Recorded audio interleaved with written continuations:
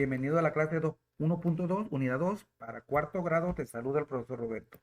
Como siempre, invitándote o agradeciéndote a la vez si ya te suscribiste a mi canal, que lo visites y le des like a los videos. La clase de este día es la 1.2, medición de ángulos menores a 90 grados. Analiza.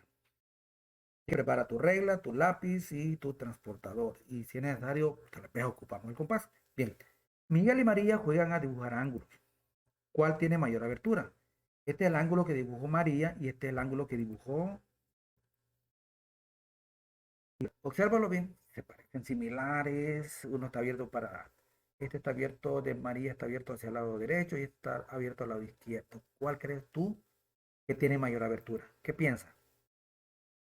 ¿Cómo podemos comprobar quién tiene mayor abertura y quién tiene menor? Si has pensado en medirlos con el transportador, has pensado muy bien.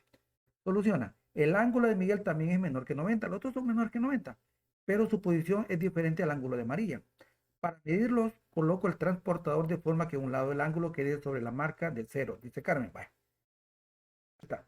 Recuerda que en el video anterior estuvimos explicando cómo colocar correctamente el transportador. El transportador va en el vértice y esta línea tiene que dar sobre 0. Hay un 0 a este lado, entonces. Y luego empiezo a contar de 0, siempre. ¿Por dónde va a pasar la otra? Ay, pasa por acá. ¿Y por dónde? Por 50 grados. Esa es la medida del ángulo de María. Observo que el otro lado del ángulo pasa por la graduación 50, entonces el ángulo mide 50 grados. Hoy veamos el ángulo de Miguel. El ángulo de Miguel está abierto hacia la izquierda. Colocamos el centro del transportador en el vértice.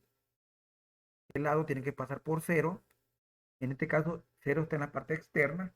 Y empezamos a contar siempre de 0. Aquí. 20, 30, 40, 55. Dice ahí, tomo la graduación que está al lado exterior del transportador porque siempre inicia con 0. No importa dónde estás, a la izquierda o a la derecha, siempre va a iniciar a contar desde 0. El otro lado del ángulo pasa por la quinta graduación después de 50, es decir, mide 55 grados. Como había una pregunta, hay una respuesta. El ángulo de Miguel tiene mayor abertura, ya que el ángulo mide 55 y el de María mide 50. Comprende, cuando se mide un ángulo se debe considerar que al medir un ángulo solo importa la abertura, solamente la abertura. La medida de un ángulo no depende de la longitud de los lados, ni la dirección del ángulo donde se abre. Si tiene un lado muy corto, ojo, de modo que no se pueda leer la medida en el transportador, ¿qué vamos a hacer? El lado se prolonga, utiliza una regla hasta que pueda identificarse la medida.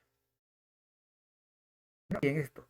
Los ángulos de las figuras son iguales, todos miden 50 grados, no importa la posición en que esté.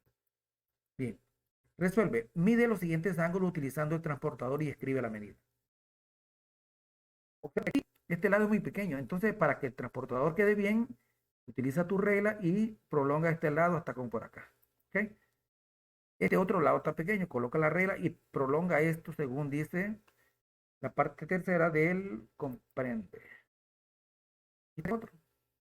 Si tú lo ves que está muy pequeño, pues haz una regla, prolonga aquí y prolonga aquí. Y entre más prolongado está, las medidas van a pasar por la escala de ¿dónde? De el transportador.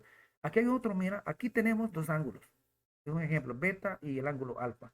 Para medir el ángulo beta colocamos el vértice en el centro del transportador. Esto pasa por 0 y luego empezamos a contar de 0, 10, 20, 30, 45. Es una manera bien fácil. No importa la posición que esté el ángulo, así vas a ubicar también el transportador. Cuaderno de ejercicio para cuando tú lo tengas en tu poder. Utiliza el transportador y escribe la medida de cada ángulo. Recuerda que si el lado es muy pequeño, lo puedes prolongar. Es una medida exacta, se coloca el centro del transportador en el vértice. Este lado tiene que pasar por 0 y luego vemos en la escala donde pasa el otro lado. Resuélvelos tú. Mide los siguientes ángulos utilizando el transportador. Oh, observa, este está muy pequeño. Coloca la regla y prolóngalo.